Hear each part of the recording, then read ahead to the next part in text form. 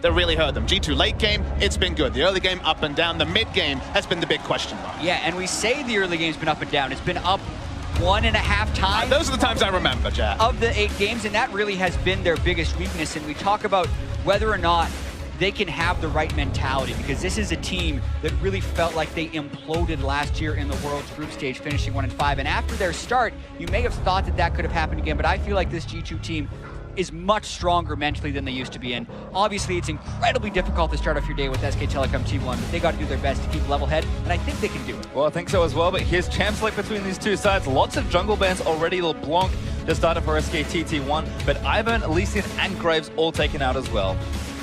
Heavy jungle focus, and this is interesting. We've seen a little bit of a decrease actually in the Lulu Karma bans, and people are more okay with just trading them away. So heavy jungle bans right here. Very surprised to see the Fizz, the final ban on blue side. Fizz jumped really in priority as a flex pick yesterday. 3 early rotation Fizzes flexing to mid against Syndra, the top lane matchups we know all about. All of them victories. It's been a very popular pick this tournament.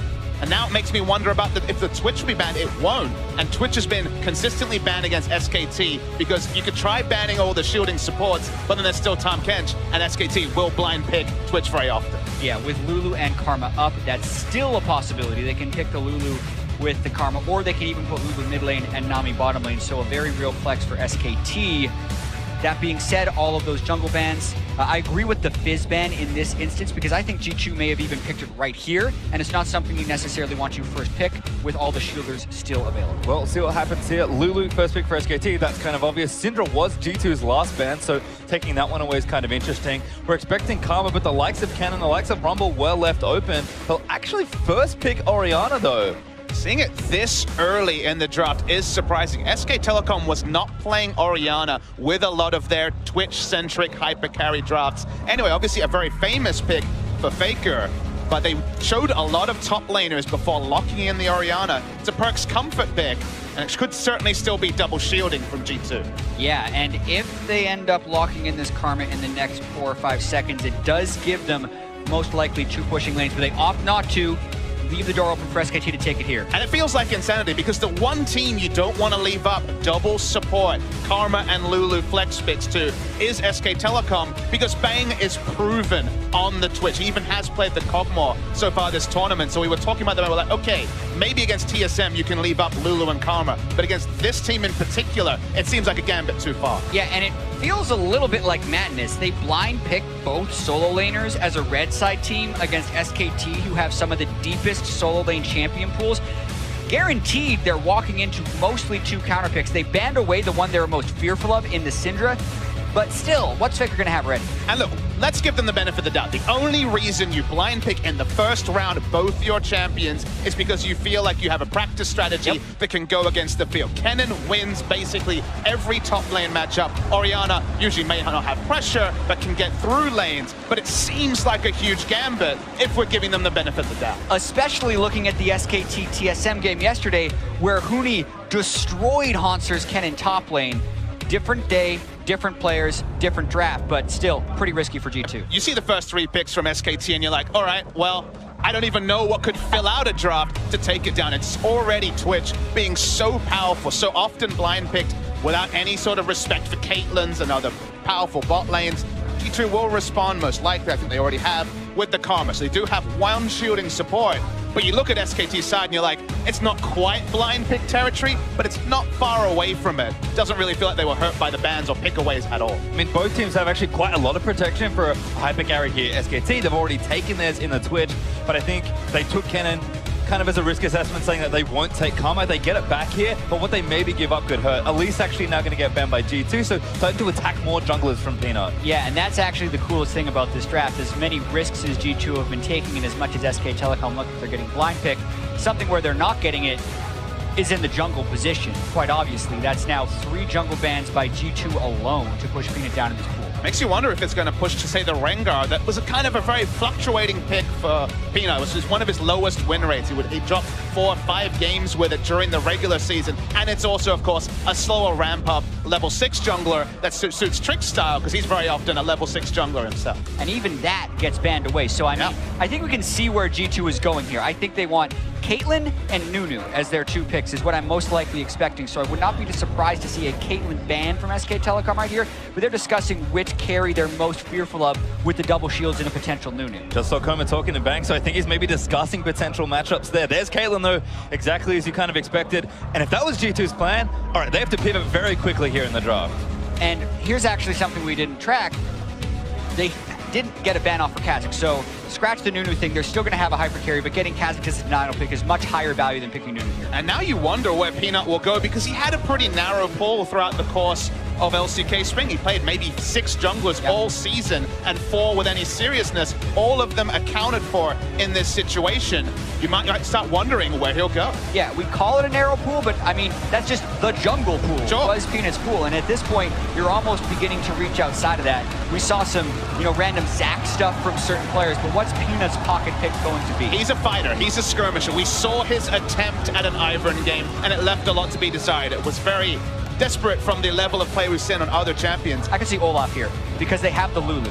I was trying to think of when you get pinched or if you have weird jungle pools, what could you pull out? And Peanut had some tremendous Olaf games internationally at Worlds last year, especially when you have the haste of something like he debuted it at Worlds, if you remember, Jack. We finally saw it very late in that tournament. Never played it this year, never played it before Worlds. So certainly, it's going way back in history with Peanut. And for once, he's not going to be on a comfort like Lee Sin this tournament. Plus, we get Faker on Ahri, which makes you pumped, and it is that Ahri versus Orianna skill matchup in the middle. And that's the thing, really safe, very respectful from SKT here with something like the Ahri.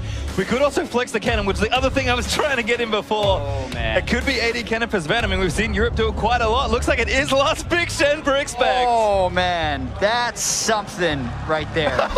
Jack, are you all right there? You need a second. I don't like it at all right now. And obviously, it could work and you could be called a fool later, but you have the Karma Orianna, so generally speaking, you want to set that up for a really good scaling marksman. Yes, some of them were banned away, but you can still even put Ashe with that and have strong laning phases.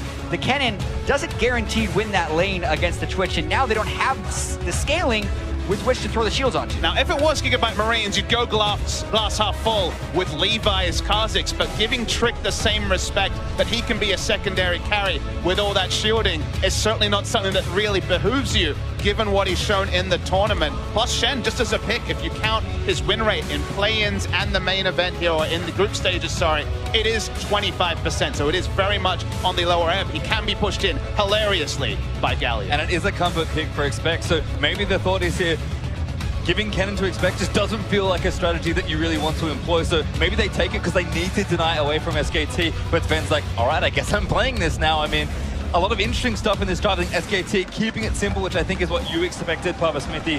G2 mixing it up a bit, but maybe too much. Yeah, I mean, what was I expecting? Kennen flex pick for a European LCS team. Of course they're going to do it. And they did, in a sense, trick SKT to thinking they're having Galio versus Kennen, but it's not like Galio versus Shen is magically a terrible match for Galio. I know this is a terrible pun for a G2 game, but Who Trick 2 may actually be the sub-story of this game, because they have certainly flexed, they have surprised, but where it's left up is ultra comfort for SKT outside if G2 can actually attack Peanut, who is not on comfort on the Olaf. Well, we'll have to see what happens when we're out onto the rim for the first time here in the MSI group stage, day number 5. Not many games left to play for a lot of these teams. G2 will face SKT one more time. It looked okay for the first 10-15, and then, as very typical for SKT games, it goes downhill quickly. I mean, you say okay, I think it was good. Honestly, it was the first game of the tournament. SKT came in already kind of crowned champions of the mid-season invitational, and G2 took it to them until they made a big macro mistake in the mid-game, which lost them all their early reward. And the start is already better for SKT in this game. That's true. In the first game of the tournament. Faker, as Orianna, was in the brush that Perkz ended up putting his Orianna ball in, so no first blood pre 1 minute in this one. And in that particular game, G2 did still get demolished in the mid game, and that's one of the most devastating things that can happen to a team, have that good start and then take some very bad map plays, because then everyone feels bad about the strat. Well, we'll see what happens here. Sven on the Kennen this time around. Have to double check if he's played in the EULCS, but of course you look at Reckless in that region, there are a ton of players on that champion. It's fun to think about and start theory crafting. Seeing more Galio, and you're like, okay, where does Galio fit in? Who will he be ulting is kind of the big question, because that heroic entrance is such an iconic ability. you have to feel like if SKT can push up top lane, which you can almost plug and play, almost certainly against the Shen, Olaf can go pretty damn aggressive and have Ragnarok and also the heroic entrance to back up counter jungle. That's exactly the thing that I think SKT would be banking on, is if Peanut can get ahead in this early game, as he has many times on the Olaf. His ability to run people down and having the damage reduction from a Galio ultimate as well as that backup makes him even scary. Top side of the jungle is definitely going to be his friend, so he might actually start contesting. Maybe around second red spawn, when the Galio ultimate is available, he can play pretty Rambo, and it's not quite a Twisted Fate from the mid lane when it comes to backup, but the heroic entrance is right up there with it. Yeah, just a reminder, Olaf gets a lot more attack speed the lower he is on health, so that's why Peanut went so low on blue buff and is staying low. It's a bit of a mind game as far as arrogance goes with the Olaf, staying low and not thinking you're going to get counter jungle. But it is also one of those things where you give over a bit of information about jungle pathing when you're Olaf, because it's pretty predictable for an Olaf to start blue, even if it's not necessarily the most obvious path. It's not likely to be a Raptor start with the Olaf, it's likely to be blue. So even though G2 haven't put down deep vision, you can kind of make an educated guess just from the draft of Olaf. Well, just looking at the minimap right now, Trick is going to go ahead and finish off this blue. Looks like he's backing up towards a different camp, so a lot of early jungle farming so far. Other than that, though, sidelines for SKT pushed right up. So Peanut's kind of getting covered here if he is kind of farming it out a little more. Perkz does have some traction here in mid lane. Trick might be looking for something here. I mean, Kennen's strong laning phase is actually more related to the Hurricane and, of course, laning against melee champions in top than in the bot lane. When we had Kennen as an AD carry many moons ago, he had longer attack range, so his actual laning phase actually pretty static. He doesn't have AoE really. He's not going to be diving into the minion wave to clear with an EW. No lightning rushes offensively, so he's actually going to be pushed in by Twitch, which is a very strange scenario. Exactly. Twitch and Lulu can wave clear fairly well. Kennen not matching Twitch, whereas Lulu more likely to match Karma. That's why that lane can be pushing. Not to mention, Bang & Wolf just play more forward in their lane by style than G2 have this tournament. I'd argue that if you think of any meta AD carry, even Ezreal, Kennen probably pushes less than Ezreal because it doesn't have the long-range auto attack and attack speed. The Mystic Shot is the trades are looking pretty good for SKT, and Peanut is around bot. Yeah, Ignite for Wolf as well, so this lane could get aggressive very quickly. Looking at Ven holding onto their summoners. Peanut looking for a recall, does cancel it. No one going in just yet. Yeah, notice how Peanut saved his smites for the latter half of his jungle clear, so he was then full health in order to go to the river. He was mainly just sitting there in case Trick was there for a counter gank. A little disappointed that actually he was there because Trick had just been in that brush about 20 seconds prior, and it's very rare for a player to re-gank a spot in 20 seconds after doing a clear like that, but didn't lose much time and was generally there for safety, so a fairly SKT style play, taking a very small negative play for preventing a larger one.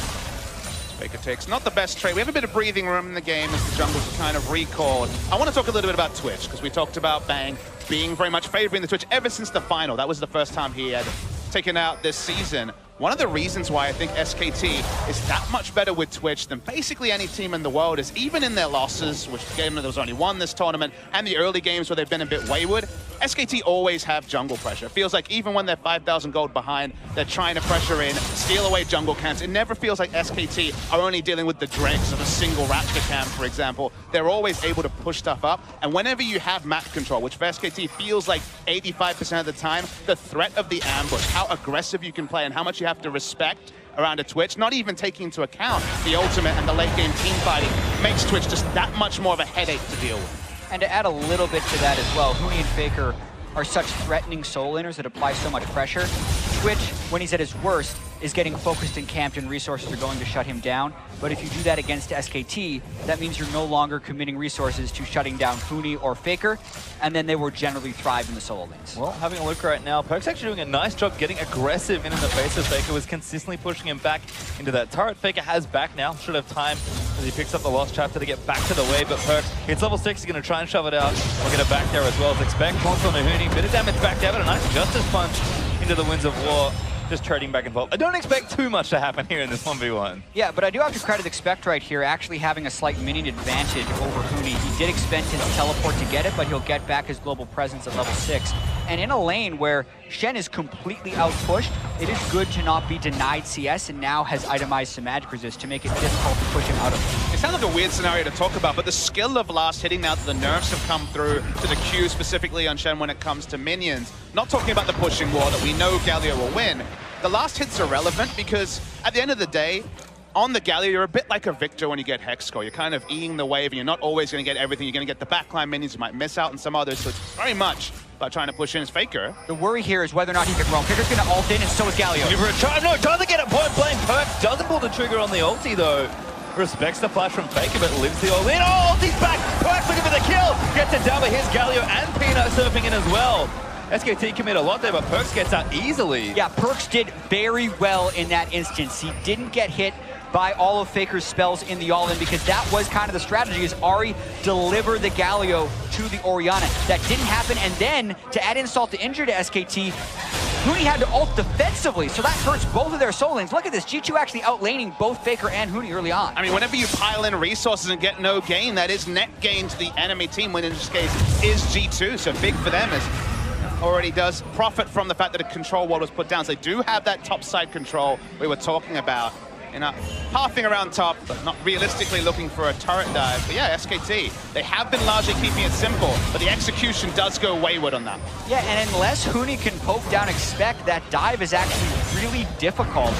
The auto attack blocking that Shen can do by pressing his W really limits the Olaf's diving potential unless they send 3 people up there. So actually a very controlled early game, all things considered, for G2. That's why really the strategy for SKT, I think, is to control the enemy topside jungle like we mentioned, because Galio's going to auto push, it's going to miss minions like we've already noticed.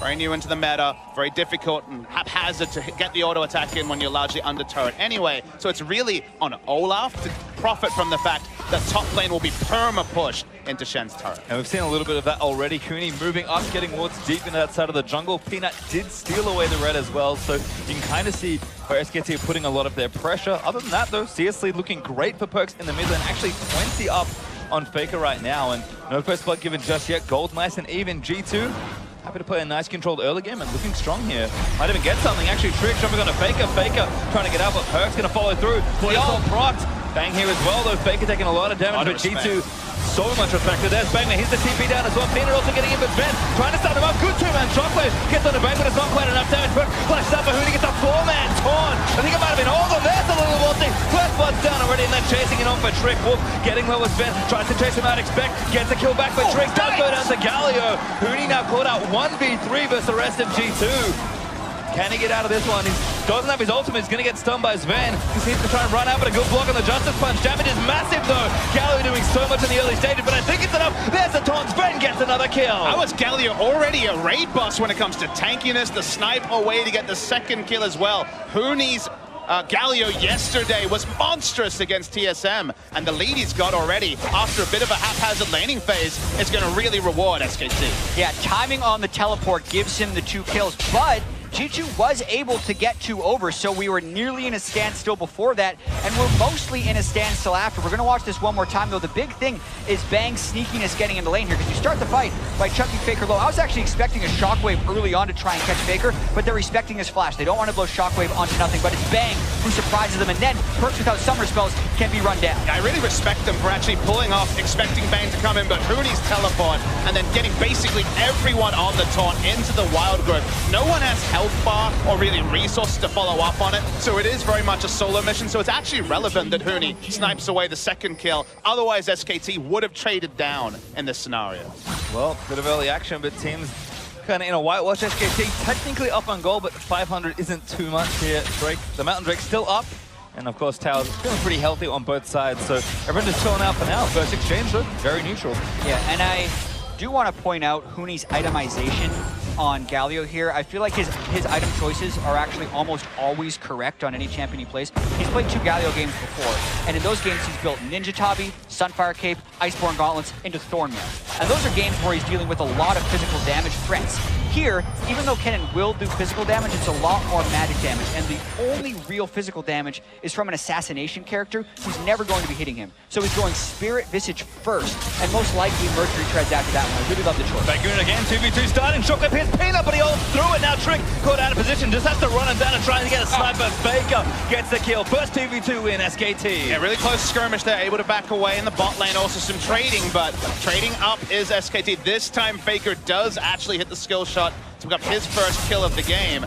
the Orianna Shockwave, you really didn't contribute much, just a DPS onto the Olaf because the ult was already popped. Yeah, and there's much more tankiness on the side of SKT, not to mention in skirmishes like that, the Ignite can actually turn the tides when the levels are very close.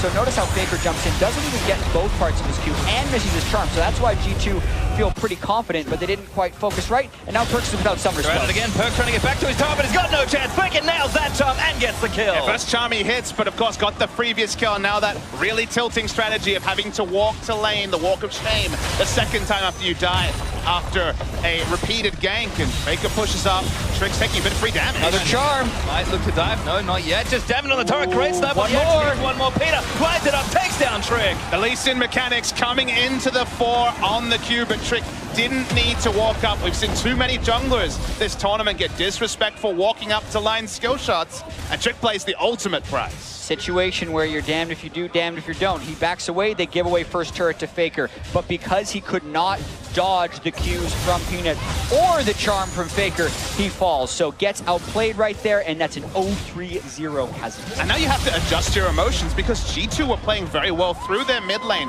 but 2 deaths and the turret going down when they were behind the goal to belt lane. 2v2 going to be a 3v2 right now. Here's Expect with a stand United. Look at the whoop and a great knock up there. He's going to deny that now. Bang turns around, but gets exhausted and stunned.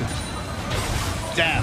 Wolf talks about it's hard for supports to make highlight plays. That's about as highlight as you get on Lulu. Interrupting Expect mid-taunt. Oh no, this just feels so bad for the mid laner. Peanut's gonna run Perkz down with the ultimate ticking away. Actually ulti there by Perkz, but it's just not enough. Perkz, no tower to get to. Here comes Galio. Peanut, low on mana, might actually save him, but Huni is gonna chase it. He's got flash. Perkz gonna have to go towards absolutely no one. Teammate's not there, but might just run away far enough as the blast cone should get him out. But Trick walks into a Galio. He's the charm now as well. That's a mistake. Just as much for the knockup. Gets out, but Faker's got more than enough dashes for that one. Trick's not really acceptable to die in that manner. Back to back, you have to say largely. Perkz did so much work. Sidestepping skill shots will get out, but his jungler just sweetens the engage for SKT. Yeah, about to give Perkz credit for dodging those axes at close range, which he deserves, but then Trick just throws it all away. By trying to walk straight into a Galio when his mid laner was nowhere to support. Yeah, 0-4 and 0 stat line for 13 minutes. I mean, these players have very different stat lines. They've been playing different styles of champions, so the DPM stats that, for example, are floating around are misleading, but Peanut has been on the top, and it's another one of these wayward early games for Trick. Yeah, unfortunately for Trick, he falls towards the bottom of almost every statistical jungle category in this tournament. Low kills, low damage, low KDA as well. But watching this one... Why? Why does he walk up? He's trying to get a good trade, but he's just not necessarily paying attention to the map. They try to go on Bang once again. Bottom again, 2v2 starting. Bang low. Here's Bench trying to do the damage. He already got Polymorph. They're going to try to back around that damage. Disgusting as there's one for SKT. Middy might make it a second as Wolf is looking for the slow. Clutch Kidderlands gets it. Now going to lay the autos in. As Trick down here to try and turn it around. Middy grabs the flash, but here's Perkz down as well. Flash up from Bang is TP'd up from SKT. Peanut forces Perkz flash on the other side of G2. Back towards her outer tower. Peanut, is he going for a dive here? G2 getting real far back. Now it feels like every lane on the map is collapsing for G2. The mid lane was what was the bastion of hope. The 2 ganks and then the turret going down really removed that. Now Orianna will be roamed on very comfortably by Faker.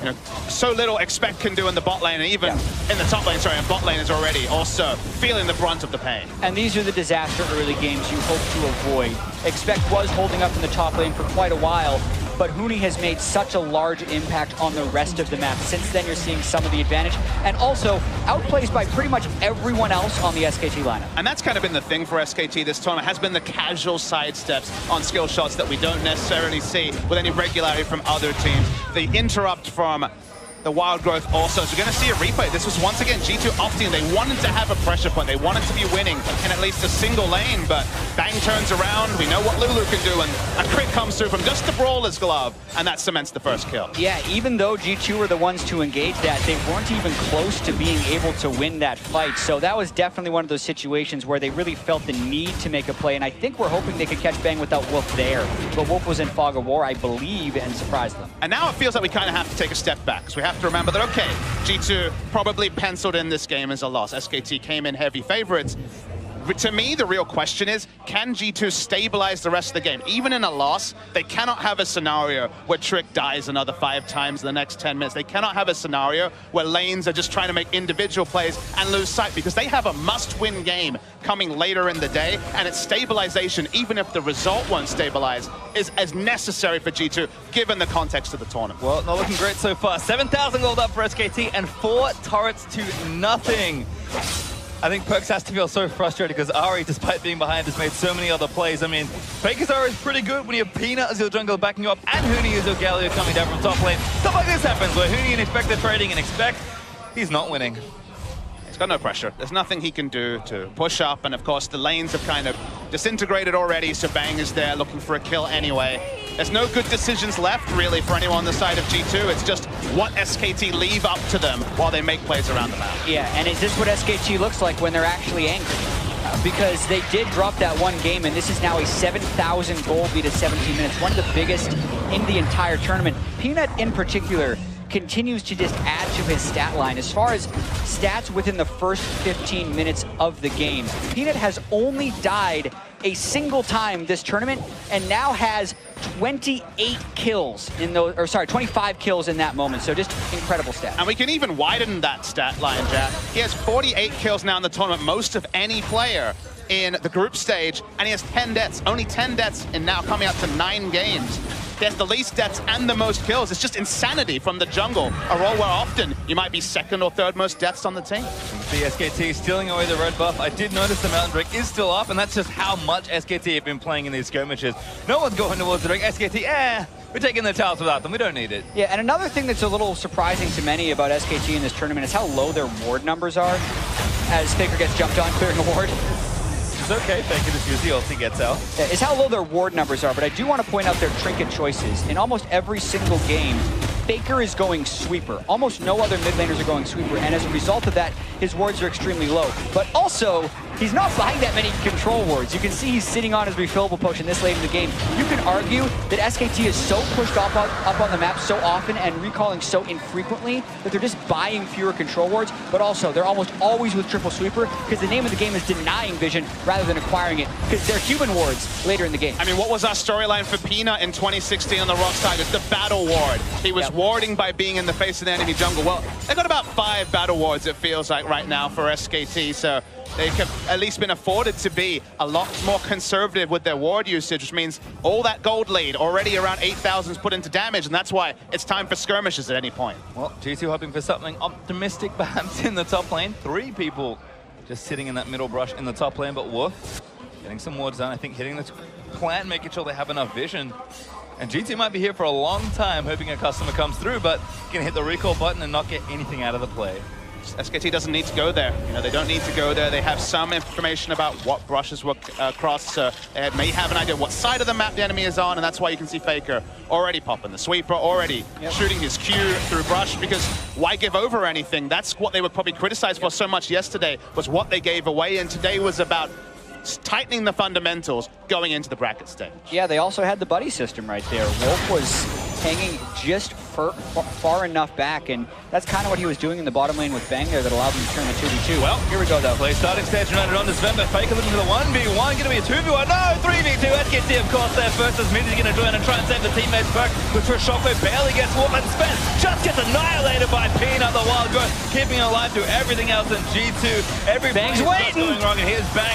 Monster flank here from the Twitch. Expect does get the taunt down as Perkz does take out Wolf on the other end, but Bang firing away, looking for Minty, but here comes Trick Bang. I think a little too far forward, does go down the Trick. Now Bang is dead as well. G2 finding some kills. SK2's aggression will cost them. Peanut turns the fight, but he's dead also. Homo will definitely leave this game with at least one replay he wants to draw his Chargers' attention to. Very sloppy play, given that Galio clearly was not going to be grouping in. G2's actually going to stop Baron. Yeah, it's do or die for them. It's 20 minutes. They want to do Baron. They just killed 4 people. They're still down 7,000 gold, and there is a very big Galio about to disrupt this. That is not the teleport I expected, but Sven's actually bottom lane, can't join. Before we won G2 right really now. want to try and get it in any way possible, but Huni is going to disrupt. We're going to take down Perkz. G2 have to pull off Baron, and Huni with a great TP, despite not joining the fight, does get G2 off Baron. Still a big mistake there by SKT, over pushing They've had so much success taking odd-numbered fights when they're this far ahead. Let's watch this one more time. Ben is able to survive the initial onslaught, and that's key. Yeah, they open up against the Shen ultimate, but they had two people coming in and also the Twitch ready for stealth. So you understand the start. Sven is delayed, and you're like, okay, SKT have a big gold lead. This is fine. Bang sets up for an engage, but actually gets very low values. It comes out of stealth, starts the ultimate, expects taunt hadn't been used. It's used effectively, and look at how many auto attacks Bang loses out on. He actually puts out relatively little damage in this fight. Yeah, exactly. Bang was hoping for the amazing flank behind them, but G2 actually pushed up beyond that point. If Bang opens up in a different position in this fight, I feel like SKT actually wins it if he opens up on Perks' Orianna, but he chose an area very close to Shen, didn't expect to still have taunt, and he pays the price. And it's one of those also little situations where to be a fly on the wall on why Huni never teleported, because you'd have to imagine he got a call from his team to just take the turret, don't worry about it, we'll get out, or we'll trade up. Either way, a call somewhere along the line seemed to be wrong, even though he did get the bot lane objective. Things at it again. Ulti going to be procced on Sven. Perks here to try and protect him. Too much damage. Burns down for the poison. Bang. Yet another one. Well, Snowball looks like when you have the extra items. Running in again. SKT looking for a tower dive. Actually, Perks no flash. Does shock on the Faker. Time going to miss, but Peanut's going to run for it. Ragnarok will not be stopped. There's a shutdown. You're afforded to make mistakes like SK Telecom did 3 minutes ago. When you have an early game like SK Telecom did in this game, they can get away with mistakes. Will they be able to do in the bracket stage? That part is up for debate, but given this early game, they're still going to be comfortably in the league. Almost 10,000 gold. Absolutely insane here for SKT, and that Bang's Twitch again getting aggressive. Sure, it cost him in the last exchange, but SKT's control just serving them so well, and he's a 23-minute Baron. And I love the vision toggle because, again, you see the pressure that's on because they also have to deal with the fact that Twitch has stealth. So there's so many things to respect, and they have so little map control. And Trick just had to jump away over a further wall while they still don't have vision of this Baron. He's back in, though. Would actually have a chance to steal with that vision. Oh, not quite there. Trick needs to get back in, but his might's already down, and now Trick's just caught out of position. Faker almost with the ulti ready to chase SKT. How far do they want to go? Faker, instant shove, takes down Trick, and they get a pick for their trouble after the Baron is Bang. Still chasing, wants revenge on Mythy perhaps after the last exchange. No Shen around this time. Mythy running back towards his teammates. And they're going to take this quick trip back to the base and maybe try and prep themselves for a final push. 1-3-1, they have the Galio that can join the other lane if they decide to dive. This size of gold lead at 24 minutes, you actually don't often see, so SKT going to try and push this And back. you can't even say words like the outscale word or anything for the side of G2. It is Kennen AD carry. We did scrutinize the comp when they went for the Shen last pick, saying, well, in the mid game, it could be impressive if somehow Shen is massively ahead, if Kennen's massively ahead. But that was literally the only real win condition, barring catastrophic mistakes, that you just aren't really assigned to SKT. Exactly, and the bot lane Kennen is still about the split push. It's just a different way of trying to get there instead of throwing him in the top lane. And when you fall that far behind in the early and mid game, you just never have the opportunity to set up the split push and never get an advantage in any of the side lanes. And in general, just the amount of time SKT are out on this map, these are long shifts for these boys. But just putting in overtime and Bang stealthing forward again. He's like, got actually no team behind him, and he's still confident going in, maybe looking for a pick. Actually opens up on a Perks. Faker on the other side hoping they take the bait, not this time. It was really fun watching Bang's movements because it felt like any two was golden. He was, when they saw the third person roll in, he was like, okay, maybe I'm going to step back. But this is the same Twitch we saw in the grand final, walking up to a Malzahar in a mid lane and being like, well, I'm going to be fine. I got QSS. I'm going to get a double kill. And when you're that far ahead on Twitch, it's why teams have been banning away the Twitch, because map control plus something like this, a hyper carry that can come from stealth, is just the biggest headache ever for G2. Well, pressure continues. Peanut just slaying people, standing at it. It's not quite going to be enough. Peanut barely lives up. Faker just nails Bang with a Q. Is Galio now going to knock up Expect and peel for the rest of the team? SKT might turn it back around, knock up onto Expect. He flashes out. G2 still defending, but SKT playing with styles and so much aggression. Yeah, I mean, Peanut just beast modes right in there onto Sven.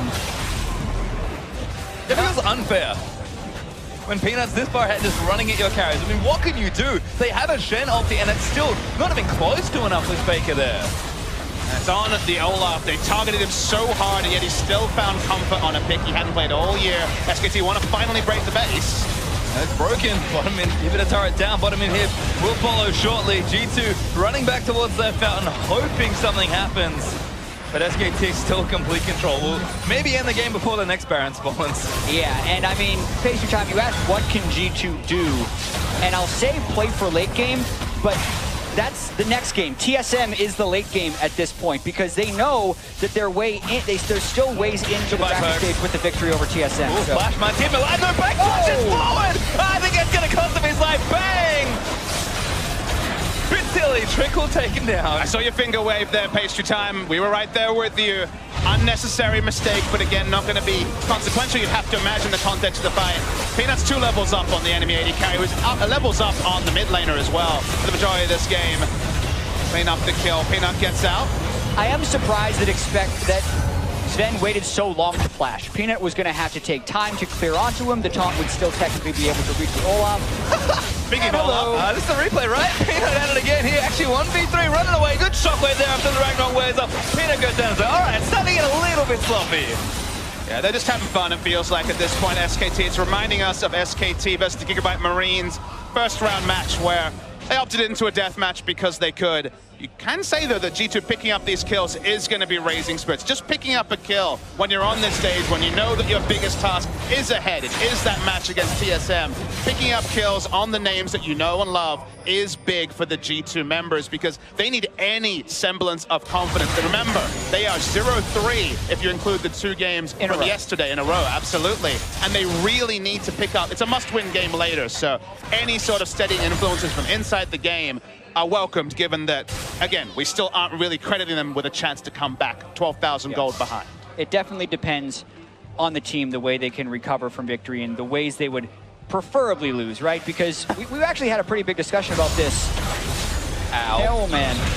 In the caster pit, and I think there are very varying opinions about, well, you'd actually rather win fast. You really don't want to be winning and then lose because then you're going to be more tilted after a loss. But so much of it will depend on the individual. If Perks had off there, that would have been sick, but he dies instead to Faker. Just dashes forward. I was smelling a play there for Perks, but not a mind reader, and bang. Just playing so far up with this round. Yeah, they're not playing 3 lanes. Of course, the super minions are pushing in bot. They just want to break the base in a second spot. SKT just want to finally put the icing on the cake, which is the victory in this game. Exactly. We also have to note a win walks SKT as the #1 seed. Surprise, Peanuts in again. Here's the Galio ultimate to follow through, but then it's diving through. Growth on 3 men there. And the ultimate from Zed, I don't think he's going to cut it.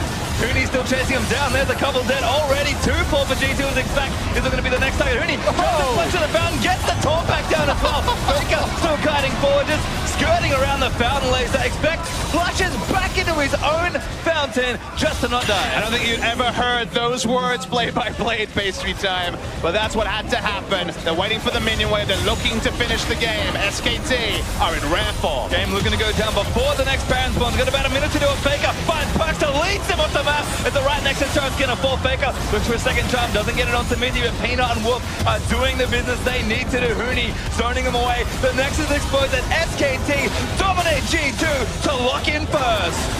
In under 30 minutes with just the 1 Baron spawn, they did even look a little bit sloppy in that victory towards the end, but that's just the expectations SKT has set for themselves and the fans. Now 8-1 in the MSI group stage. Every other team in the world wishes they could be scrutinized as closely as SK Telecom T1 is. Every team wishes that even in a game that they did not look like losing after about the first 8 to 10 minutes, people will criticize them for over-engaging, for having a bit of fun, for diving in for KDA. But that is SK Telecom T1, a team that has won every international tournament they have competed in ever since Worlds 2015. And they now locked in as the first team, and whichever team finishes fourth, and there could certainly be a lot of headaches to work out who that is, are going to be very scared about the proposition of a best-of-5 against SKT T1. And like you said, we just have to look at the little things. I mean, to be fair to SKT, it's not just us that have to scrutinize this team so heavily because they are otherwise so good. You know Coma is going to be in there, especially on that engage towards the top side, saying, what were you guys thinking? But apart from that, they're the best team in the world for a reason. They can afford to make some pretty horrendous mistakes at times, and it just feels like it doesn't matter. Absolutely. This is actually the first game Mooney has played Galio and not been the most damage on his team. So he's been so dominant on that champion. Still another super strong game from him. We're still finding little things to be hyped about, little things to criticize, because the big things, the big picture's looking damn good for SKT. Yeah, there's remaining the gold standard of how you play League of Legends. Teams look to them to try and learn, and that's, funnily enough, one of the reasons it's so hard to beat them, because you're not going to do SKT better than SKT. Well,